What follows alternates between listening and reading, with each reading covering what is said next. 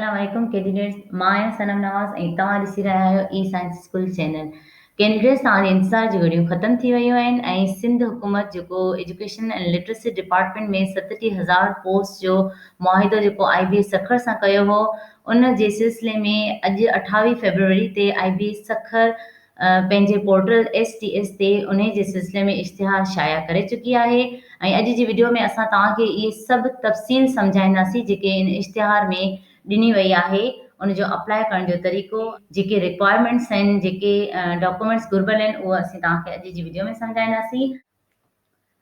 यादि रहे candidates, application जेकी आहे उहा ऑनलाइन सबमिट थींदी ऐं इन जे सिलसिले में तफ़सीली ऐं आसान वीडियो असां ऑलरेडी ठाहे चुका आहियूं त तव्हांजो अकाउंट कीअं तव्हां क्रिएट कंदा, कीअं तव्हां डॉक्यूमेंट्स अपलोड कंदा ऐं कीअं तव्हां एप्लीकेशन खे जेको आहे ऑनलाइन सबमिट कंदा। इन जे सिलसिले में असांजी तफ़सीली वीडियो मौजूदु आहे, तव्हां उनखे ॾिसी सघो था। उनजो लिंक तव्हां हींअर असांजी स्क्रीन ते ॾिसी रहिया आहियो। स्टार्ट करियूं था त अॼु जे इश्तिहार में जेके अहम ॻाल्हियूं आहिनि उहे तव्हांखे असां आसान करे ऐं वाज़े करे सम्झायूं।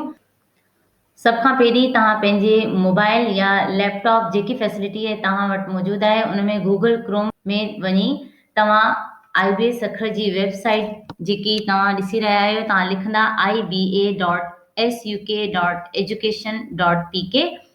इहा वेबसाइट जीअं तव्हां लिखंदा त तव्हांखे हिन तरह जो कुझु पेज नज़र ईंदो, जंहिंजे साॼे हथ ते तव्हां हींअर ॾिसी रहिया आहियो STS लिखियलु आहे, उनखे क्लिक कंदा।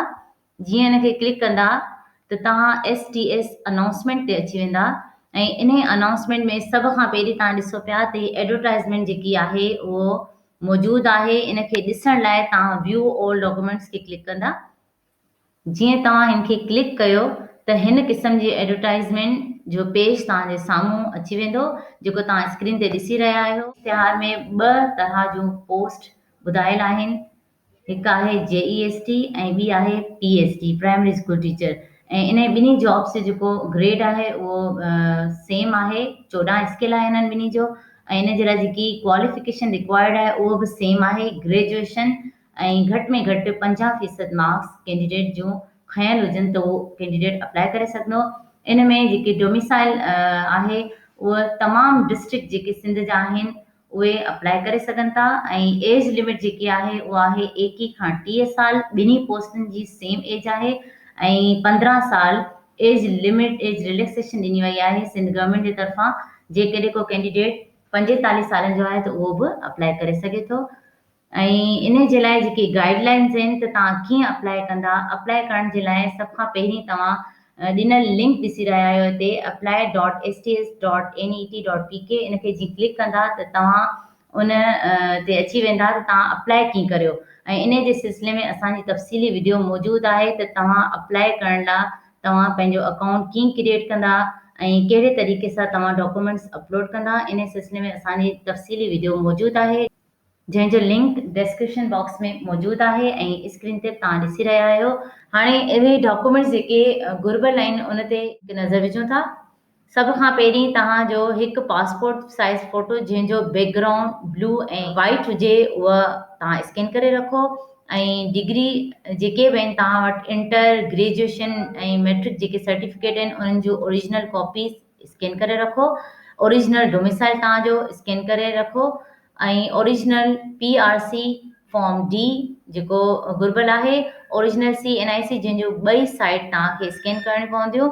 ऐं जेकॾहिं तव्हां डिसेबिलिटी शो करियो था त तव्हांजे CNIC ते व्हील चेयर जो लोगो ज़रूरु हूंदो त जीअं तव्हां अप्लाई करे सघो। पॉइंट 2 आहे, उन में इहो वाज़े थियल आहे त जेकी बि तव्हां इंफॉर्मेशन एड कंदा UC वाइज़ एड कंदा, उन में का बि तब्दीली न ईंदी। जेके कैंडिडेट ऑब्जेक्टिव टेस्ट पास कंदा उन्हनि जी जॉब जी का बि गारंटी न आहे। उन जे लाइ कुझु कंडीशंस जेके 24 फरवरी ते पॉलिसी हिननि इशू कई हुई, उन में जेके कंडीशंस आहिनि उन मुताबिक़ कुझु रिक्वायरमेंट आहिनि उहे इन्हनि खे पूरी करणियूं पवंदियूं। ऐं कैंडिडेट जेके टेस्ट ॾिना उन्हनि खे को बि TA DA न ॾिनो आहिनि। कैंडिडेट हिन जॉब जे लाइ तव्हां 700 रुपयनि जो चालान भराईंदा, जेको ABL ऐं बैंक ऐं MCB बैंक मां ई भराईंदा। ऐं लास्ट डेट आहे इन जी 26 मार्च 2021। इहे हुयूं कैंडिडेट इन इश्तिहार जूं मोटियूं ॻाल्हियूं जेको तव्हांखे असां सम्झायूं। वधीक डिटेल्स अप्लाई करण लाइ असांजे PST ऐं JEST ते ठहियल वीडियोज़ जा लिंक असांजे डिस्क्रिप्शन बॉक्स में मौजूदु आहिनि, उहे तव्हां ज़रूरु ॾिसो त जीअं तव्हांखे अप्लाई करण में आसानी थिए।